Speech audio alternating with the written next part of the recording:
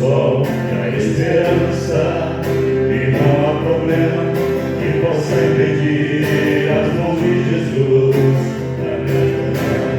Haverá um milagre dentro de mim, vem descer do rio pra me dar a vida, esse rio que emana lá da cruz ao lado de Jesus. Haverá um milagre dentro de mim, vem descer do rio pra me dar a vida, esse rio que emana lá da cruz ao lado de Jesus. Aquilo que parecia impossível, aquilo que parecia não ter saída, aquilo que parecia ser minha morte, mas Jesus mudou minha sorte. Sou um milagre, estou aqui. Aquilo que parecia impossível, aquilo que parecia não ter saída, aquilo que parecia ser minha morte, mas Jesus mudou minha sorte. Sou um milagre, estou aqui. Usa-me, sou teu milagre. Usa-me, eu quero te servir. Usa-me, sou a tua imagem. Usa-me, ó filho de Davi. Aquilo que parecia impossível, aquilo que parecia não ter saída, aquilo que parecia ser minha morte, mas Jesus mudou minha sorte. Sou um milagre, estou aqui. Aquilo que parecia impossível, aquilo que parecia não ter saída, aquilo que parecia ser minha morte, mas Jesus mudou minha sorte. Sou um milagre, estou aqui.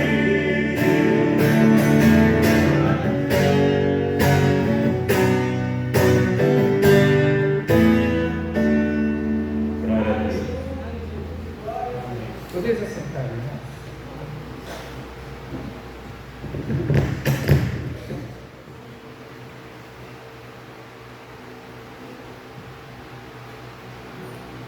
Como havíamos falado na semana passada, retomado, a cada terceiro domingo do mês nós separamos para que todas as ofertas feitas no culto, elas são guardadas para depois do término da campanha elas serem passadas para dentro de missões.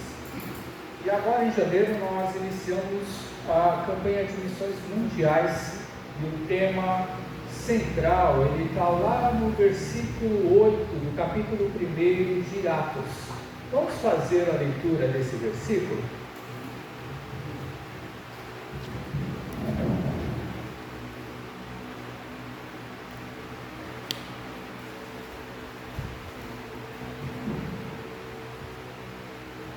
Esse é o tema da divisa da campanha da Junta de Missões Mundiais da Convenção Batista Brasileira.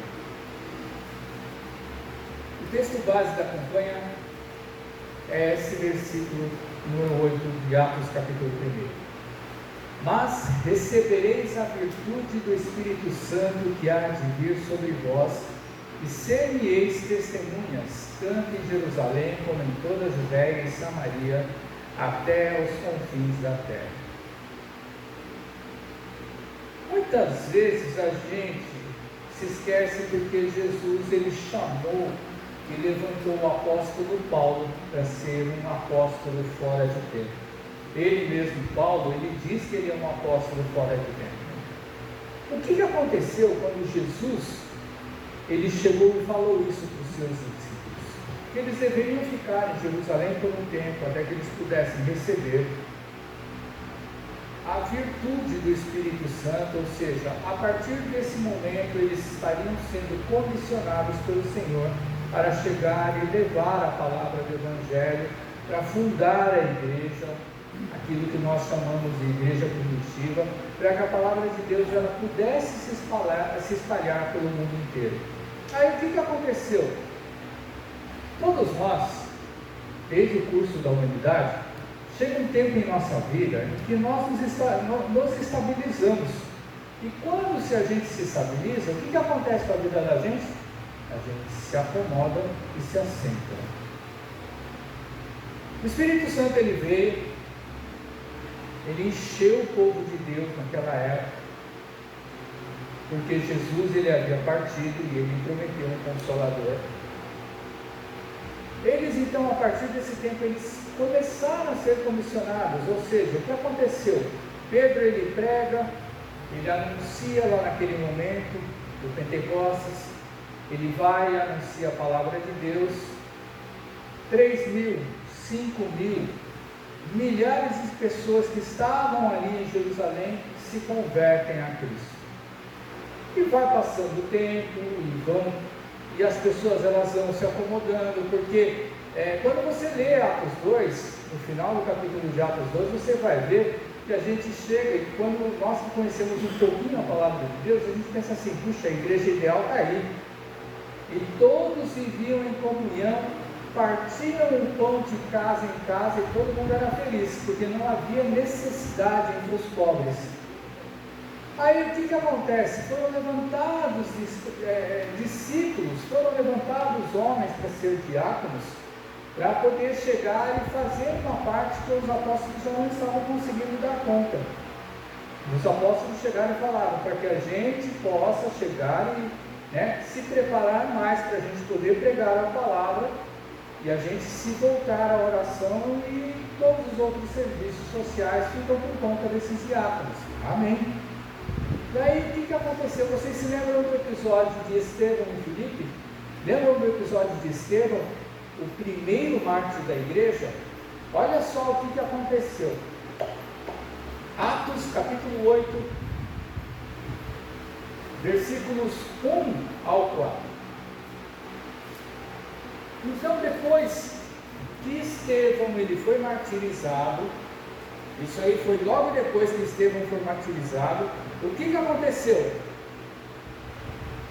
Depois que ele foi morto, naquele dia levantou-se grande perseguição contra a igreja que estava em Jerusalém, e todos, exceto os apóstolos, foram dispersos para as regiões da Judéia e Samaria. Essa palavra dispersos, a gente ouve algumas vezes na palavra de Deus, o povo da dispersão, né? Ou às vezes você vai encontrar na sua Bíblia a palavra diáspora. Diáspora e dispersão é a mesma coisa, é o povo que teve que fugir, tá? Versículo 2: uns homens piedosos foram enterrar Estevão e fizeram por ele grande pranto. 3: e Saulo assolava a igreja, entrando pelas casas e arrastando homens e mulheres, os encerrava na prisão. Olha que interessante. Saulo foi chamado por Jesus para ser o apóstolo dos gentios, mas antes dele se converter, ele perseguia a igreja do Senhor. 4: mas os que andavam dispersos iam por toda a parte anunciando a palavra de Deus. Então o que acontece? Lembra que eu falei no começo da reunião acerca de tribulação, perseguição, sofrimento? O povo de Deus, quando Jesus ele chegou e falou de chegar e pregar a palavra e anunciar até os confins da terra, eles não chegaram. Chegou um momento da vida deles que estava tudo muito bem na igreja, estava todo mundo em comunhão, os pobres eram sustentados, ricos, pobres, pessoas que conheciam bem a palavra de Deus, com pessoas que eram incultas, elas todas estavam congregando juntas e estavam uma maravilha dentro da igreja. Só que a igreja não saía de Jerusalém. por causa de um homem de Deus que pregou a palavra, Estevão, a sua morte fez com que todo mundo fugisse, porque essa perseguição, por causa da morte, não da morte de Estevão, por causa da pregação de Estevão, que fazia com que muita gente se chegasse para Cristo, fez com que, na sua morte, as pessoas elas fugissem, os cristãos eles começassem a fugir. Para onde? Eram as épocas de festas, o povo que ia para Jerusalém, que faziam parte de outros países, eles voltaram para as suas casas, por isso que eles foram dispersos. E quando eles voltaram para as suas casas, eles estavam o quê? Cheios da palavra de Deus. E a perseguição motivou essas pessoas para que a palavra de Deus ela fosse anunciada. Olha só que interessante. Muitas vezes falamos nas nossas vidas que quando a gente está com tribulação, a gente não consegue fazer nada, a gente só consegue viver o nosso problema. Mas, por incrível que pareça, Deus ele tem uma forma de trabalhar na vida da gente que nós não entendemos. Que nós, muitas vezes, nós pensamos assim, aonde vai chegar isso? Paulo, um homem que foi fora de tempo, ele foi levantado por Jesus para ser apóstolo dos gentios, apóstolo daqueles que não faziam parte do meio da circuncisão. E essa palavra que Paulo foi pregar, anunciar por todo mundo, ele fundou várias igrejas fora da região da Samaria, fora da região da Judéia, fora de Jerusalém. Ele foi para a Europa, para a Ásia, pregar e fundar igrejas, e hoje estamos nós aqui. Nós somos fruto dessa palavra que foi evangelizada através de Paulo. Nós somos fruto da promessa que Deus ele fez para Abraão lá no passado. Você vai ser pai de muitas nações. Nós fazemos parte da nação de Deus, porque nenhum de nós aqui é judeu, nenhum de nós tem ascendência judia, nenhum de nós faz parte daquela tribo, das 12 tribos de Israel. Nós somos de quem? Nós somos os gentios de Paulo, que saiu para pregar o Evangelho, da morte de Estevão, que fez com que as pessoas voltassem para suas casas e começassem a falar daquilo que Jesus fez através dos seus discípulos. Então essa palavra, ela cresceu e chegou até nós por causa da perseguição, porque Jesus deu uma ordem. O que o povo fez? Não obedeceu a ordem de Cristo. Muitas vezes Deus ele dá uma ordem para a gente faz. É difícil, né? Às vezes a gente faz, às vezes a gente não faz, mas quando Deus ele manda fazer, a gente tem que fazer. E aí a gente muitas vezes fica protelando. Então essas campanhas que a igreja batista faz, que outros ministérios eles fazem para chegar e pregar a palavra de Deus, para levantar missionários, para levar e alcançar povos que não conhecem a Cristo, que não conhecem a Deus, essas campanhas é para sustentar esses missionários que podem fazer aquilo que nós queremos muitas vezes e não podemos. Às vezes a nossa vida não nos deixa, a nossa condição não nos deixa, às vezes nós não temos esse dom de chegar e ser o que um missionário faz. Se você conhecer e ficar sabendo da vida de um missionário, não é fácil, irmãos. Cada um de nós vive no conforto das nossas casas. Em primeiro lugar, eles não têm casa. Em segundo lugar, eles não têm família. Eles vão para uma terra que, normalmente, quando eles saem para fora do país, quando nós estamos em campanha de missões mundiais, eles vão para terras onde eles nem conhecem a língua direito, onde eles têm uma base de preparo acerca de alguns costumes que esses povos e nações eles têm. Então eles chegam lá meio assim, sem saber muitas vezes até o que fazer, mas é na direção que o Espírito de Deus ele vai dar para essas pessoas.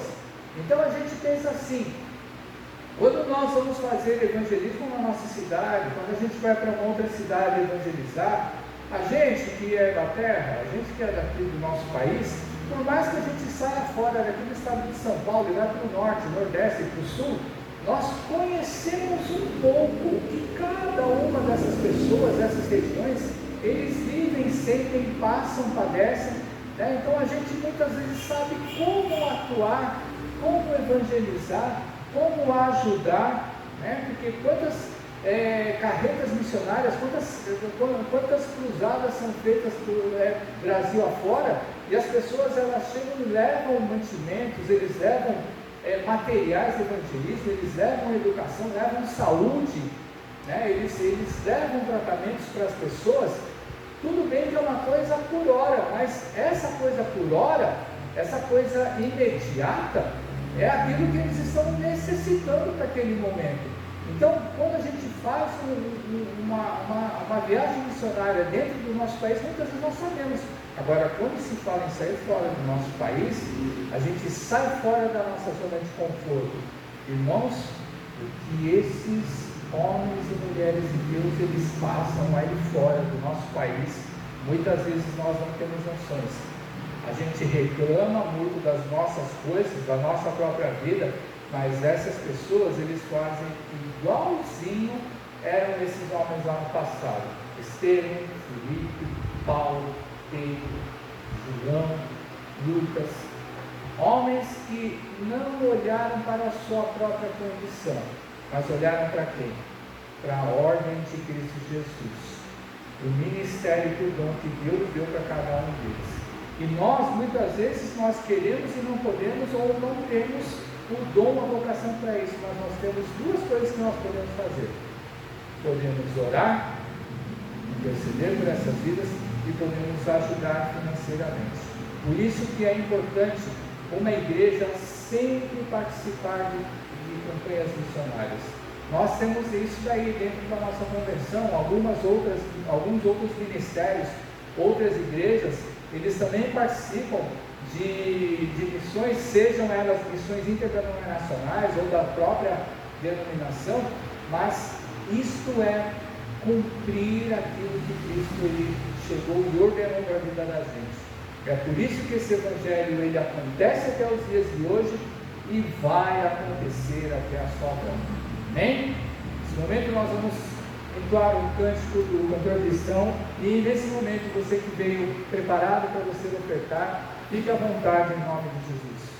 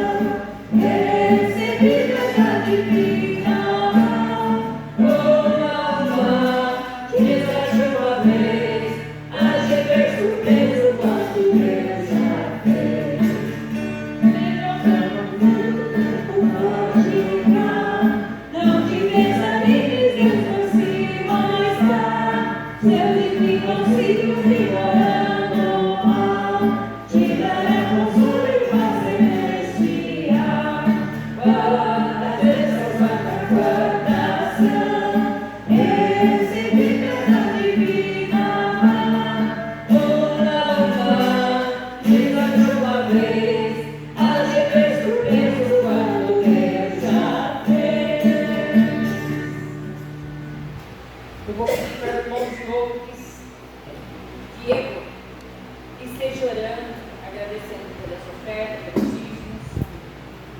Senhor, nosso Deus e nosso Pai, te louvamos, Senhor.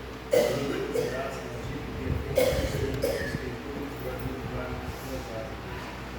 Pedimos graça pelo nosso trabalho, pela nossa saúde, pelo ar que respiramos, por tudo que o Senhor tem feito em nossas vidas, até que o Senhor tenha sustentado, fez com que a gente não gastasse. Continue conosco, aumente nossa fé em Ti, Deus. Abençoe cada um que foi da educação, para que Tua obra seja concluída, Deus.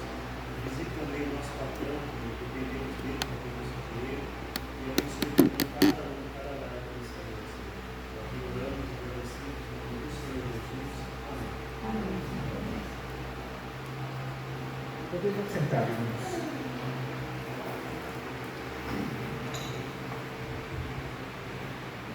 Vamos dar continuidade à série de mensagens que nós começamos na semana passada.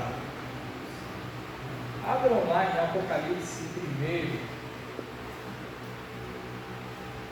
Vamos ler a partir do versículo 19, 20, depois do capítulo 2, do 1 ao 7.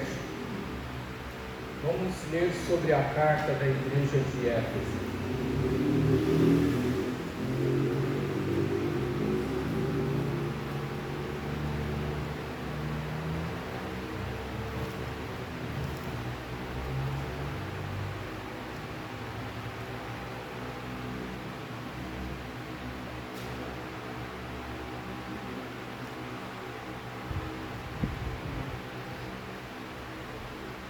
Na semana anterior, nós vimos que, como qualquer igreja, nós também queremos crescer em quantidade e qualidade em nosso meio. E qualidade, entendam bem, irmãos, qualidade não é chegar e ter dentro da igreja pessoas que não têm problema nenhum. Qualidade é a gente ter dentro da igreja pessoas que querem ser transformadas por Cristo. Pessoas que vêm, façam parte do nosso meio, da nossa congregação, pessoas que não importa a sua condição que você tinha lá fora, mas que quando chega e tem um encontro com Cristo, elas aceitem dentro do seu coração ser transformados, porque pode ter certeza, todos nós que já somos salvos, que nós aceitamos a Cristo Jesus, estamos caminhando, nós tivemos que ser transformados, nós continuamos em transformação até o dia da volta de Cristo, tá? Então qualidade, quando eu quero falar alguma coisa sobre isso daí, é a pessoa vir para a igreja e querer ser transformada pela mão do Senhor. Aí dentro da introdução que a gente fez semana passada, nós lemos Apocalipse capítulo 1 inteiro, e a gente viu que para a gente poder crescer como igreja, primeiro nós temos que nos conhecer. E segundo, nós temos que saber quem é o Senhor da igreja. E em conhecer a igreja e saber que Jesus é o Senhor, né? Porque muitas igrejas às vezes afirmam que Jesus é o Senhor da igreja, mas quando a gente vai ver e conhecer um pouco o ministério, vê que o Senhor da igreja é o líder dela. E o Senhor da igreja tem que ser Cristo. Não pode ser o líder. O líder ele tem que ser uma peça, uma ferramenta de Deus para fazer com que a igreja cresça em sabedoria, conhecimento da palavra e transforme-se, né? E aí a gente viu que Apocalipse é um dos melhores livros para a gente poder conhecer a igreja, porque Deus, Jesus, ele chegou. Quando ele revelou essas palavras para João, ele chegou e falou para João: envia a carta às 7 igrejas da Ásia. Interessante que João ele conhecia muito bem essas 7 igrejas. E Jesus ele chega e ele fala para João o que ele tinha que chegar e falar. E lá no comecinho de Apocalipse, Jesus ele chegou, ele mandou as cartas para dar um alerta para a igreja de que aconteceriam coisas antes do fim. Nós estamos vivendo o fim já há muito tempo, né? Não é de agora, mas desde aquela época as pessoas elas ansiavam a volta de Cristo. E Jesus ele chegou e falou para João: escreve as cartas depois, né, ainda por cima, além de falar da situação de cada igreja, essas 7 igrejas, e a gente vai ver que através dos tempos, nós vamos estudar isso daí, através dos tempos essas 7 igrejas, elas fazem parte praticamente de todas as igrejas que existiram desde o começo até o dia de hoje. Então a gente vai se encaixar não numa igreja especificamente com nome.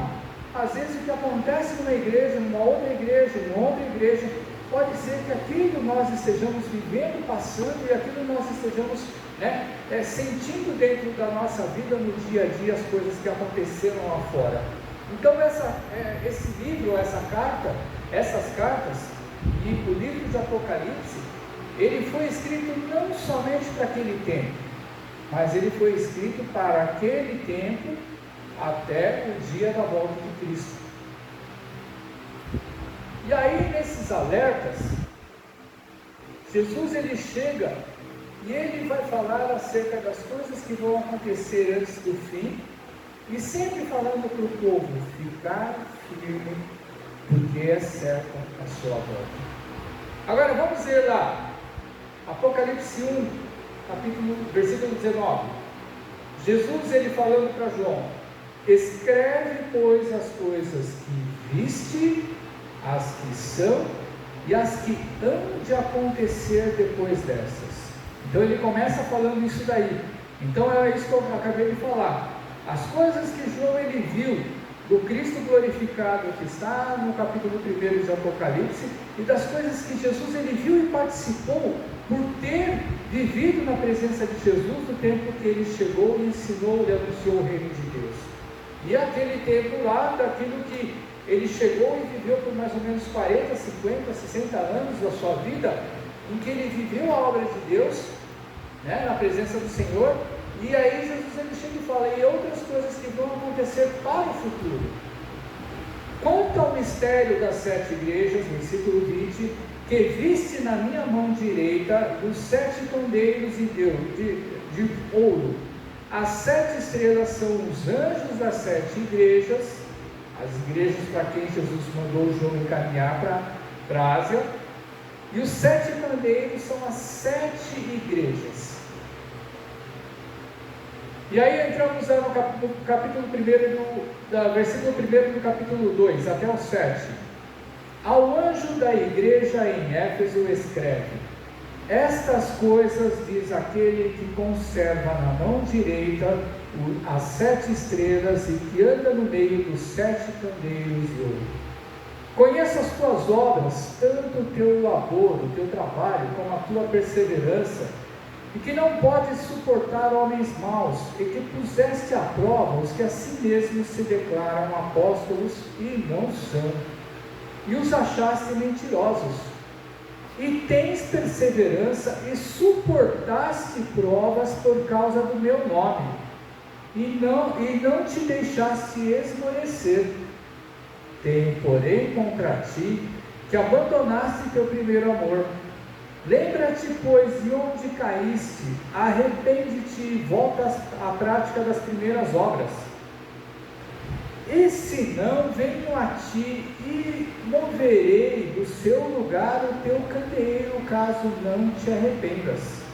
Tens, contudo, a teu favor que odeias as obras dos nicolaítas, as quais eu também odeio.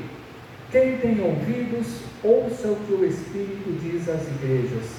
Ao vencedor dar-lhe-ei que se alimente da árvore da vida, que se encontra no paraíso de Deus. Irmãos, antes de chegar e falar o que aconteceu nessa igreja de Éfeso, Jesus, porque não foi João, foi Jesus que deu a revelação para João. Jesus ele usou um padrão para ele chegar e falar para João enviar a carta às 7 igrejas. Todas as 7 cartas, elas têm um padrão semelhante, parecido umas com as outras. Então, cada carta, ela se inicia com uma breve caracterização de Jesus, conforme a sua avaliação daquela igreja. Nós vamos ver aqui, por exemplo, o que ele vai falar no versículo 1. Aquele que conserva na mão direita 7 estrelas e que anda no meio dos 7 candeeiros de ouro. Tá? Só para vocês poderem chegar e se situar. Em seguida, Jesus ele vai fazer uma avaliação da conduta da igreja e um elogio conforme a atuação dela. Existe uma exceção de 2 igrejas. Nós vamos ver no futuro. Depois Jesus ele vai chegar e vai declarar qual é a falha. Ele vai fazer uma crítica ao erro da igreja. Após esse erro, ele vai chegar e ele vai dar uma instrução, ou seja, ele vai ensinar e dizer o que a igreja tem que fazer para se consertar ou se reparar diante dessa crítica, dessa falha que Jesus ele deu para com essa igreja. E por último, através de uma mesma referência de exortação, em todas as cartas vai estar, no final de cada carta, para cada igreja vai estar escrito: quem tem ouvidos, ouça o que o Espírito diz às igrejas. E aí Jesus ele vai chegar e ele vai fazer uma promessa, uma recompensa, um galardão para todos aqueles que vencerem, que superarem, que passarem por cima dessas falhas que Jesus ele disse que existia nas igrejas. Ou seja, esse tempo de prova, nessa correção, Jesus ele chega e promete um galardão. Aonde? Na eternidade. Aí a gente pensa assim: mas uma vez salvo, sempre salvo, e todos nós não vamos estar louvando a Deus continuamente, eternamente? A gente vai ver que conforme a gente aprende um pouquinho das coisas que Deus ele revelou para nós acerca da eternidade, vão existir encargos, vão existir determinadas funções para cada um. E esses galardões, eles vão ser umas coisas especiais que Deus ele chega e ele vai dar para cada um conforme a vida que ela teve aqui nesse mundo, fazendo a obra de Deus. Olha só que interessante, porque senão, por que Jesus ele estaria algumas vezes falando de galardão no céu? Galardão é recompensa, galardão é como se fosse um prêmio. Então, lá no céu, nós vamos estar todos salvos. Não vai ter, como diz Apocalipse 22, 21, não vai ter mais dor, não vai ter choro, não vai ter pranto, não vai ter mais noite. Glória a Deus por isso, já é uma grande vitória, a gente chegar e ficar eternamente na presença de Deus. Mas nós vamos continuar trabalhando. Não pensa que depois que o trabalho da nossa vida é só aqui. Lá no céu nós vamos continuar trabalhando, mas a gente não vai se cansar.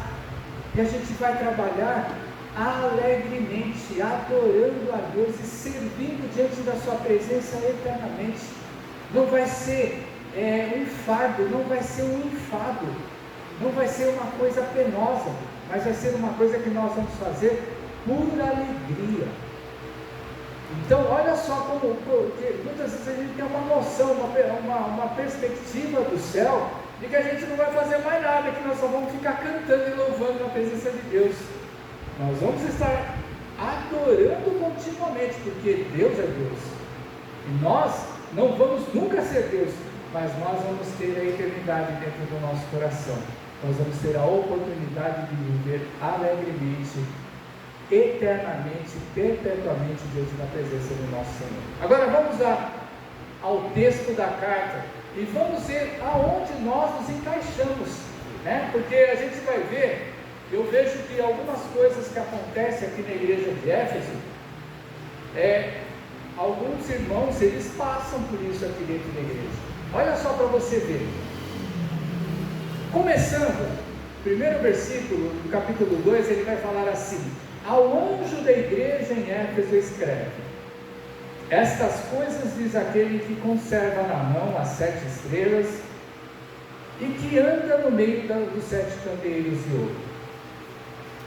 Existe uma dificuldade aí, porque quando Jesus ele chega e ele fala que ele tem na mão as 7 estrelas e cada estrela é o anjo de cada igreja, ainda não se chegou a nenhum consenso até hoje acerca de quem é esse anjo da igreja, porque há uma boa parte das pessoas que estudaram, quando a gente lê, você lendo, eu lendo, a gente vai entender que esse anjo da igreja é o pastor da igreja, é o líder da igreja. Mas quando Jesus ele manda essa carta para a igreja, ele não manda única e exclusivamente para o pastor da igreja, porque ele manda essa carta e quando ele começa a desenvolver essa carta, ele não está falando com o pastor da igreja, ele está falando com a igreja toda. Então olha só, já começamos com uma dificuldade, mas se nós formos entender que essa carta é para todos nós, então Jesus é aquele que tem nós na mão dele. A estrela, o anjo da igreja, porque alguns dizem que cada igreja tem um anjo, mas é uma coisa muito estranha, porque o Novo Testamento ele não trabalha, ele não trata acerca de anjo, mas sim a única pessoa exclusiva que é Cristo Jesus. E Jesus não precisa de anjos para chegar e trabalhar com a gente, porque nós temos o Espírito de Deus dentro do nosso coração. Então vamos pensar que essa estrela, esse anjo da igreja, somos cada um de nós que fazemos parte dessa igreja. E aí Jesus ele chega e ele fala a mesma coisa que nós lemos no capítulo 20, no versículo 20, né? Ele vai chegar e ele vai falar também que anda no meio dos 7 candeeiros de ouro. Interessante, se candeeiro é a igreja, e as 7 igrejas eram as igrejas de Jesus, levantadas, né? E que João as conhecia muito bem, significa o quê? Então vamos olhar para os nossos dias, pensem em 7 igrejas e vamos colocar a nossa no meio, é lógico, né? Então pensem em 7 igrejas que você conhece, não vou falar o nome porque a gente não está aqui para criar merecimento ou desmerecimento para nenhuma das igrejas que nós conhecemos. Então você imagina, por pior que seja a igreja que você conhece, assim você chega, a gente chega, muitas vezes a gente fala assim, nossa, mas essa igreja não é de Deus. Mas se ela professa a fé no Pai, Filho e Espírito Santo, acredita no mesmo batismo que nós acreditamos, acredita no mesmo Espírito que vive dentro de nós, celebra a ceia da mesma maneira que nós celebramos, fala sobre a salvação da mesma maneira que nós falamos, independente das coisas erradas que a igreja faz, o que Jesus ele chega e falou? Ele anda no meio dessas 7 igrejas. Jesus ele não está preocupado com a placa da igreja, ele está preocupado com quem está dentro dessa igreja e observa a sua lei e os seus mandamentos. Agora, uma coisa interessante desse versículo, ele diz o quê? Que conserva. Não é isso que está escrito? Olha só lá, repara comigo. Jesus é aquele que conserva na sua mão direita a vida de cada um de nós. Semana passada eu tinha falado sobre a palavra guardar. A palavra conservar é exatamente igual à palavra guardar do capítulo 1. O que significa conserva? Ele guarda, ele sustenta, ele segura e ele zela por essa igreja, zela pelas nossas vidas. Você já parou para pensar por que você e eu não somos consumidos quando nós pecamos? Porque Jesus, ele conserva a nossa vida e o nosso coração na tua presença, sempre querendo que a gente se arrependa e volte para Ele. Então, a gente tem que ter a consciência de que Ele, esse conservar, é como se você agarrasse com as 2 mãos e ninguém tirasse esse objeto da sua mão. Ou seja, se você acredita em Deus, se você tem a sua fé fundamentada em Cristo, pode o inimigo agir na sua vida, pode até te levar para o mal, mas se você crê nesse Jesus, Ele não te larga nunca. Basta você não chegar e negar, lógico. mas Ele não te tarda nunca. Então olha só a palavra forte que Jesus ele já começa falando para a igreja de Éfeso. Aí ele vai continuar, versículo 2, ele vai chegar e ele vai falar: eu conheço as suas obras. Isso quando ele fala para a igreja, a gente pensa assim, ele está falando para a igreja toda, né? Não, ele está falando com os irmãos da igreja, com aqueles que conhecem essa palavra e aqueles que fazem parte disso, e cada um de nós sabe se faz parte ou não. Então Jesus ele vai falando com cada um daqueles que chegam e são dele. Conheça as tuas obras, tanto o seu trabalho como a sua perseverança, e que você não pode suportar quem? Homens maus. Aí a gente pensa assim, poxa vida, mas a gente conhece quando algum mal entra dentro da igreja. A gente pensa dessa maneira, mas nós conhecemos. Mas olha só porque Jesus ele chega e fala: e que pusesse à prova aqueles que se declaram apóstolos no meio de vós, mas você sabe que eles são mentirosos. Quando você sabe que esses caras são mentirosos? Quando eles pregam a você uma palavra que não está aqui, que você conhece nas Escrituras. Só que, imagina o seguinte, a gente não vê que dentro de muitas igrejas e ministérios não existe uma determinada confusão na pregação, e as igrejas estão se enchendo e crescendo cada vez mais, e você pensa assim, mas por que essa igreja cresce?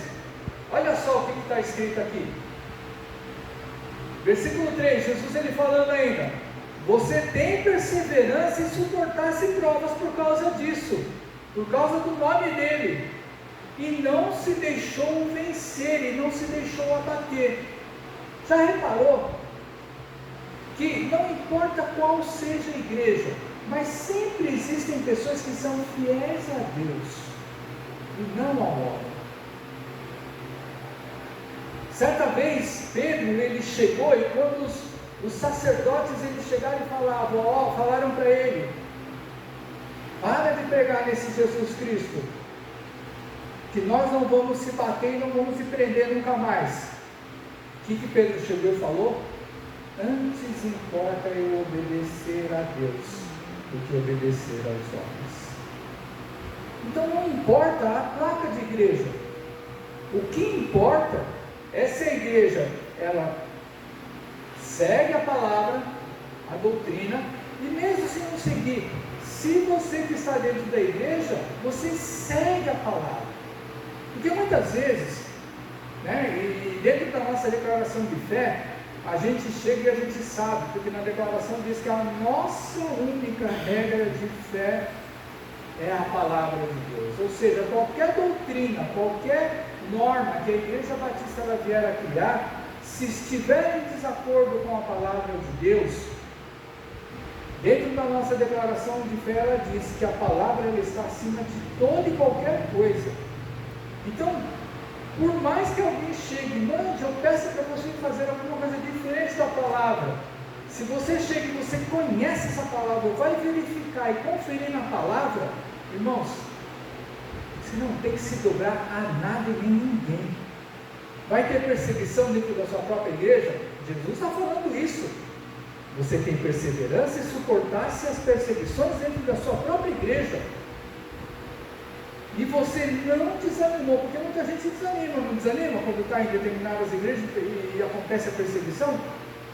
Mas Jesus ele chega e dá um baita elogio para esses irmãos. Que você chega e você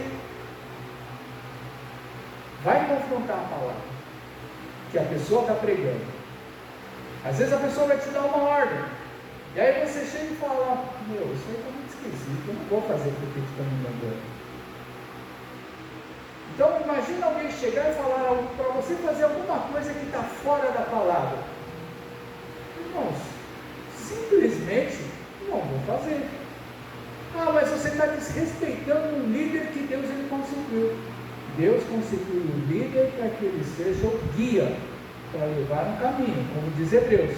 A gente respeita o líder daquele que ele chega e se doa pelas nossas vidas e se esforça para nos levar para o caminho que vai para a salvação. Agora, que manda fazer coisa errada, não, de maneira nenhuma. Então Jesus ele dá um baita elogio para esses irmãos, que não são Maria vai com as outras, que não se deixam levar, porque pode ter certeza, isso já passamos dentro de algumas igrejas da nossa própria denominação. Entra vento, sai vento, balança a igreja, elas mudam de doutrina, às vezes saem da nossa convenção, outras vezes voltam, outras vezes elas chegam e levam um puxão de orelha, e chega e fala, olha, a palavra não diz para você fazer isso daqui. E aí a pessoa ela chega, a igreja ela vê e retoma o seu caminho. Por isso que é importante a gente chegar, a gente tem a palavra de Deus, e por exemplo, dentro da nossa organização, existem associações que elas estão ali para, além de ajudar as igrejas, elas chegarem e ver, caso a igreja ela não ande dentro da conformidade da palavra de Deus, ela venha a ser exortada. O anjo da igreja em primeiro lugar, o pastor, e depois o próprio povo. Mas vamos continuando. Então Jesus ele dá uma baita, né? Ele dá uma mão, ele dá uma moral muito grande para esses irmãos que estão dentro da igreja. Aí chegamos no versículo 4, que é a grande crítica. Tenho, porém, contra ti que abandonaste o teu primeiro amor. Quando fala o teu primeiro amor, ele está falando no singular. Ele está falando com cada um de nós. Ele não está falando com a igreja toda. Mas ele fala com cada um de nós. E aí, eu vou falar de uma frase de um livro de estudo da série Cultura Bíblica da Vida Nova, que o autor desse livro de estudo, da carta do Apocalipse, ele diz assim: pureza de doutrina e lealdade nunca podem substituir o amor. Entenda-se bem o amor de Deus. O que significa isso? Vou começar a explicar. A gente não pode fazer da nossa intolerância religiosa, que a verdade, o dogma da minha religião que nós no caso somos batistas, da nossa religião e doutrina, eles sejam os substitutos do amor que Jesus nos ensinou. Dá dúvida ainda? A gente ainda fica com um pouco de dúvida. Eu vou chegar e vou citar um texto. Abram lá comigo, Mateus capítulo 5, versículo 38.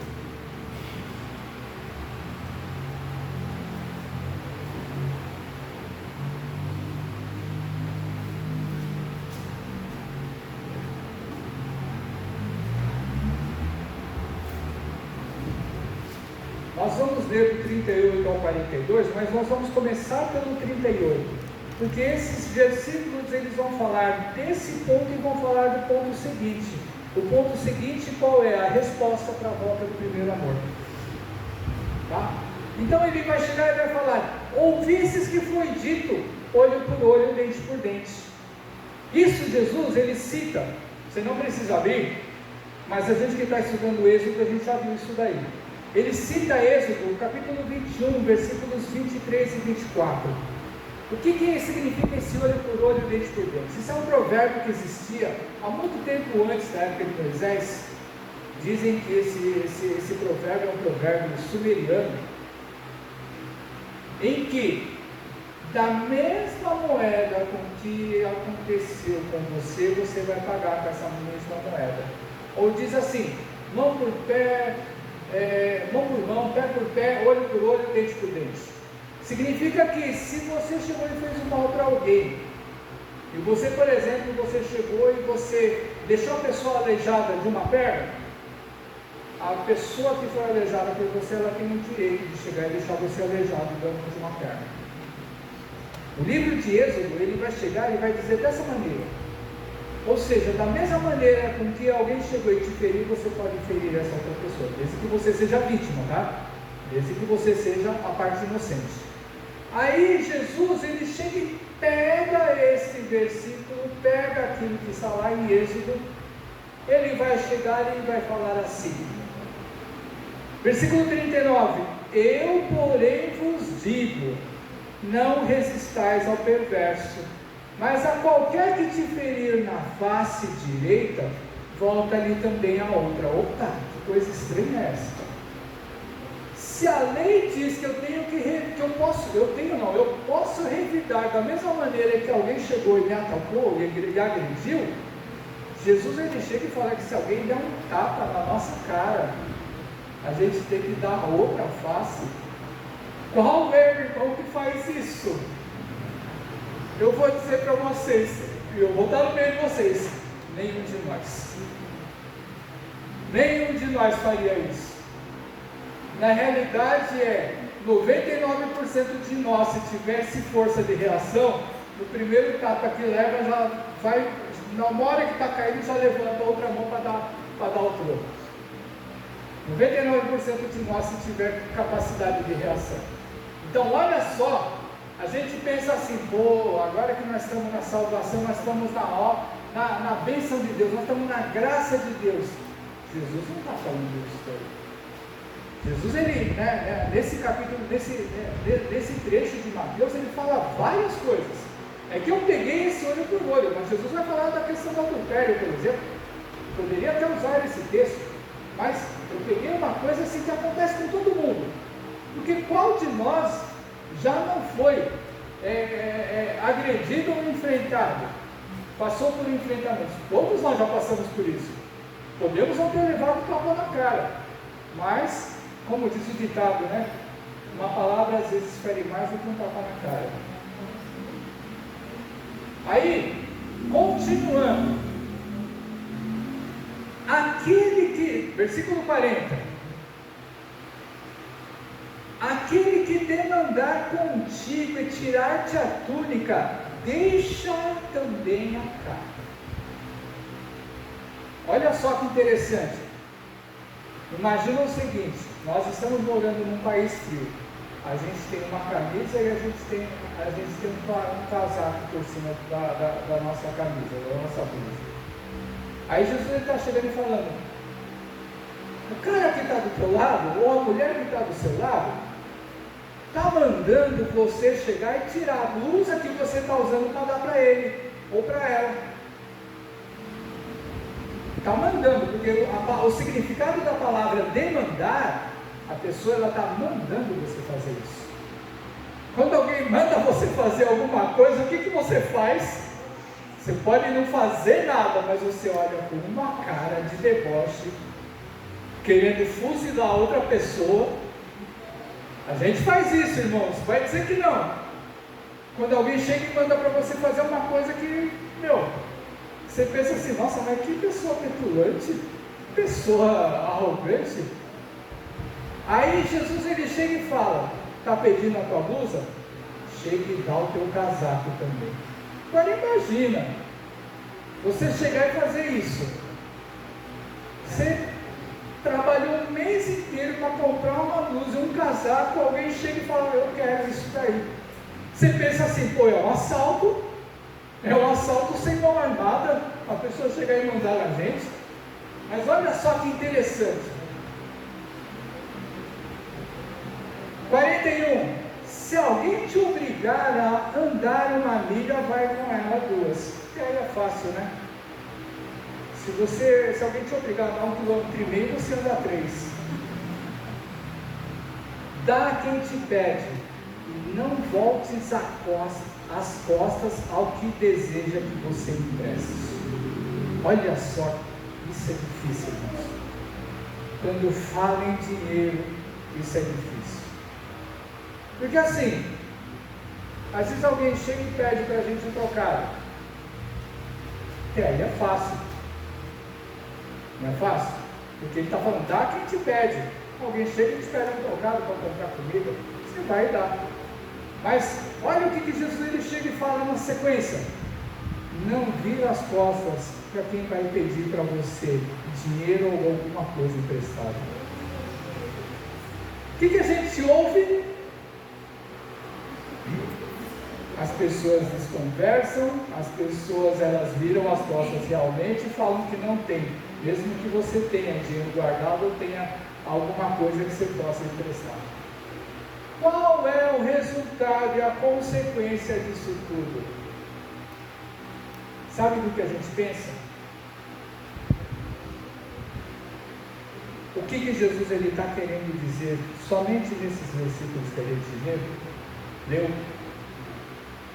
Porque muitas vezes a nossa avaliação de algum desses versículos que nós lemos aqui, que Jesus ele chega e fala, e que muitas vezes a gente pensa assim, eu não consigo fazer isso aí. Sabe por que a gente não consegue fazer isso aí? Nós já temos um olho crítico, nós já temos um olho em que nós já avaliamos completamente a pessoa que elas chegam para a gente fazendo essas coisas. Mesmo que você não conheça a pessoa, mas você já faz uma avaliação.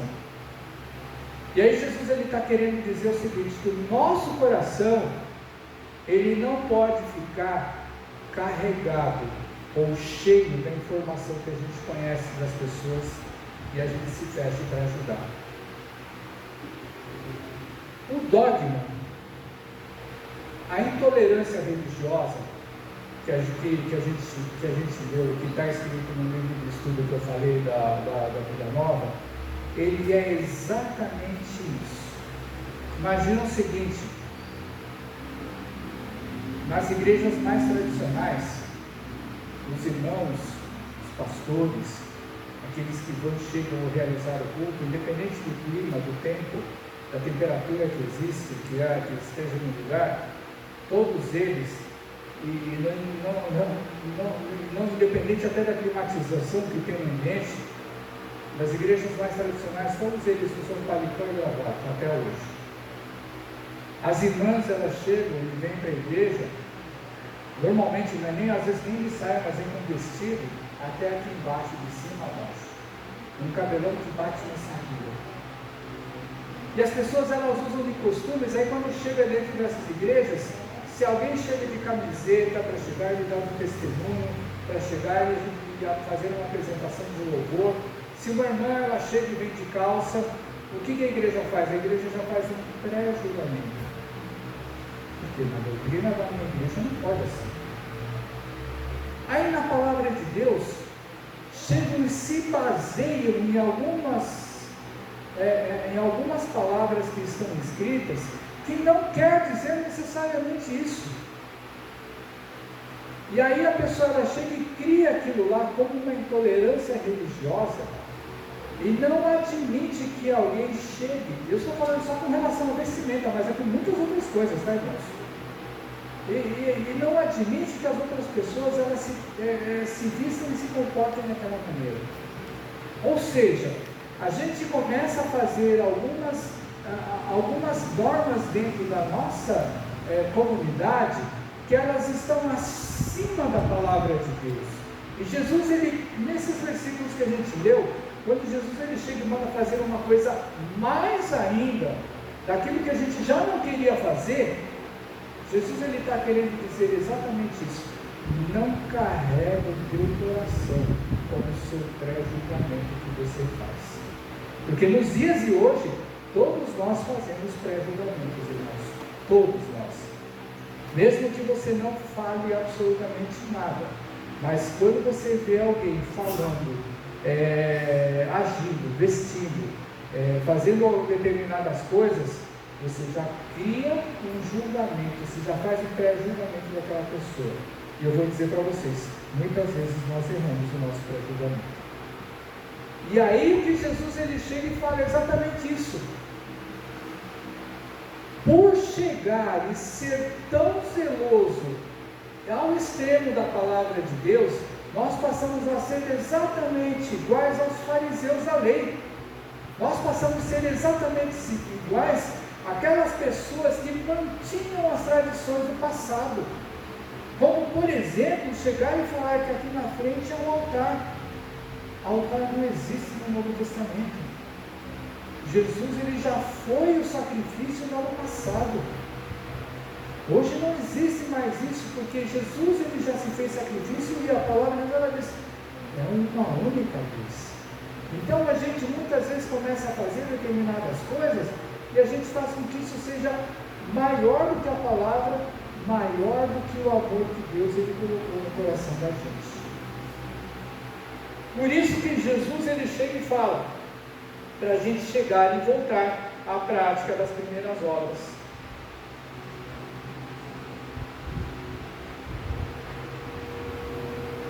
Próximo versículo.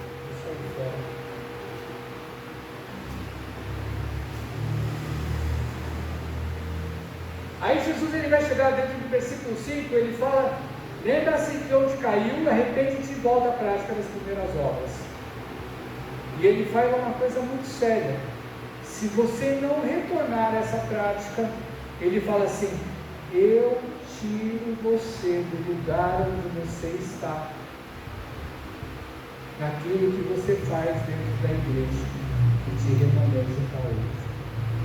Olha só, ou seja, tudo aquilo que a gente faz dentro da casa de Deus, para Deus, tem que ser feito de coração.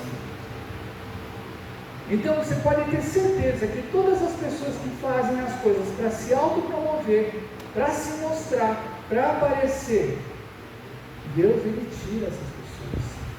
Porque se elas estiverem atrapalhando a obra que Deus ele está fazendo dentro daquela igreja, ele tira essas pessoas para chegar em algum outro lugar. Mas não no sentido de que Deus ele vai acabar com a vida dessa pessoa. Não, para que essa pessoa ela possa ser tratada por Deus e ela começar a enxergar aonde ela caiu, aonde Deus, aonde Jesus ele chegou e disse para ela que ela falhou. É isso que Jesus ele está querendo dizer aqui. Aí existe uma ressalva nessa carta, versículo 6, é uma ressalva onde Jesus ele chega e volta fazendo elogio para esses irmãos, para essa igreja. Tens contudo a seu favor que odeias as obras dos nicolaítas, as quais eu também odeio. Irmãos, até hoje ninguém conseguiu descobrir exatamente o significado dessas obras desses nicolaítas. Muita gente diz que é o famoso São Nicolau, o tal do Papai Noel, mas não é, irmãos.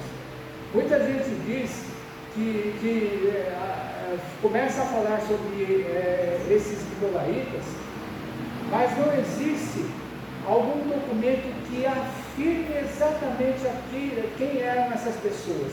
Mas dentro dessas próprias cartas nós podemos chegar e saber quem é esse tipo de nicolaíta. Primeiro, nessa carta, Jesus está falando acerca dos falsos mestres, dos falsos apóstolos que são mentirosos, que pregam mentiras dentro da igreja de Deus.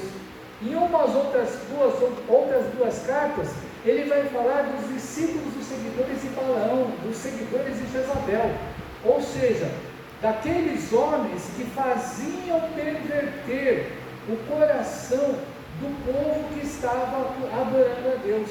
Das pessoas que colocavam dentro dos costumes sagrados idolatrias, ou aquilo que a gente chama de sincretismo religioso, costumes de outras religiões dentro da casa de Deus, e com o tempo faz parecer que tudo era normal, que tudo sempre fez parte das coisas de Deus. Então a gente sabe que uma coisa desses nicolaítas, eles eram pessoas que pervertiam a fé das pessoas, que eram idólatras e que faziam as coisas para se autopromover, para que a igreja ficasse na mão deles. Isso nós podemos ter essa certeza. Então Jesus ele volta a fazer um elogio, essa é uma exceção que existe nessa carta sobre os nicolaítas. Próximo versículo, versículo 7, o último versículo. Como eu havia falado, Jesus ele faz a mesma frase para todas as igrejas, ou seja, quem tem ouvidos ouça o que o Espírito diz às igrejas. Quando Deus ele fala, quando Jesus ele chega e fala isso, ele está falando o seguinte: toda palavra que sai da boca de Deus, ela é para a gente chegar e ser exortado e obedecer e fazer, ou não fazer conforme as coisas acontecem. Mas quando se fala, quem tem ouvidos ouça, Jesus ele está querendo dizer o seguinte, desde lá do Antigo Testamento, quando Deus ele falava assim também, presta atenção. Jesus está querendo dizer, presta atenção e faça, e obedeça. É esse o sentido que dá essa palavra, que dá essa frase. Quem tem ouvidos, ouça o que o Espírito diz às igrejas. Aí Jesus ele vai falar assim, ao vencedor eu dar-lhe-ei que se alimente da árvore da vida, que se encontre no paraíso de Deus. Irmãos, pense o seguinte, todos nós não somos vencedores? Supondo que todos nós somos salvos, todos nós não somos vencedores, nós não vamos nos alimentar dessa mesma árvore diante da presença de Deus na eternidade? Porque diz a palavra que não vai ter mais fome, não vamos padecer mais. Aí a gente pensa, mas que estranho. Jesus ele está dando alerta. Nessa vida que a gente vive, muita coisa ainda pode acontecer. Pensa o seguinte, a gente está num tempo em que o mundo ele está ensinando para as pessoas que cada uma delas é o Deus da sua própria vida. Aí a gente pensa assim, mas eu sou crente, eu não caio nessa. Aí eu vou dar alguns exemplos.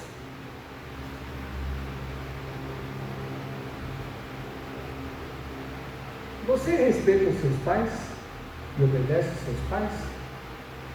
É que a maioria de nós aqui já é pessoas já de idades, existem poucos jovens, mas se eu tivesse um público totalmente novinho aqui, eu ia fazer essa pergunta: você respeita e obedece seus pais? Ou vamos lembrar, quando nós éramos jovens, nós respeitávamos e obedecíamos nosso pai? Tem gente que até velho não obedece, né? Tem gente que está até velho e chega e não respeita e não obedece o pai e a mãe.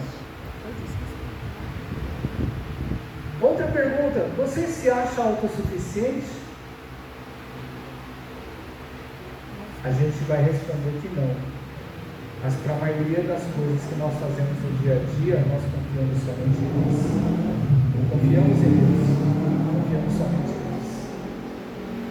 Se você tivesse uma ótima condição financeira, um ótimo salário, uma boa aposentadoria ou uma saúde invejável, o que você acha que você seria capaz? Você pode não responder isso, mas você vai pensar o seguinte: eu posso fazer o que eu quiser na minha vida, que ninguém me segura. Significa o quê? A gente se afasta, mesmo estando e falando que somos crentes, mesmo estando dentro da igreja, a gente começa a se afastar de Deus. Olha só que perigo que nós crentes vivemos nos dias de hoje. Tem muita gente por aí falando que não é importante eu ir para a igreja. Tem muita gente falando por aí que a pregação eu posso chegar e assistir em casa, no YouTube ou no Facebook, ou no Instagram. Agora tem um pau no Instagram, né? E o pior de tudo, sabe o que a gente faz? A gente tem costume de fazer. Agora a gente pega aquelas mini pregações, ou seja, a gente pega somente aqueles momentos que o pregador ele chega e faz dentro da palavra que chama a atenção do povo, e a gente só ouve esse pedacinho, mas não ouve aquilo que ele falou antes e não ouve aquilo que ele falou depois. Aí a gente começa a viver num mundo, onde tudo é perfeito, não me interessa saber o que era antes e o que é depois. E uma coisa que o inimigo ele faz a gente esquecer, sabe o que é? De onde a gente vem para onde a gente vai. É extremamente importante a gente saber de onde nós viemos, aonde nós estamos indo e aonde nós vamos querer chegar. O inimigo, ele age de tal maneira dentro da vida de cada um de nós, que se a gente não estiver firme em Deus, mesmo estando dentro da igreja, Ele faz com que a gente pereça na nossa fé, no nosso amor e na nossa esperança que nós temos em Deus. E é isso que nós temos que tomar cuidado. E quando Jesus ele chega, ele fala essa palavra de ir ao vencedor e de se alimentar dessa árvore da vida. Jesus ele está falando que você vai ser uma peça muito especial, muito fundamental desta igreja, se você chegar e passar pela prova, e você superar e vencer essa prova. Por quê? Esse alimentar dessa árvore da vida, ele vai chegar e vai ser uma coisa especial para você na eternidade. Agora eu vou chegar para encerrar, Mateus capítulo 10.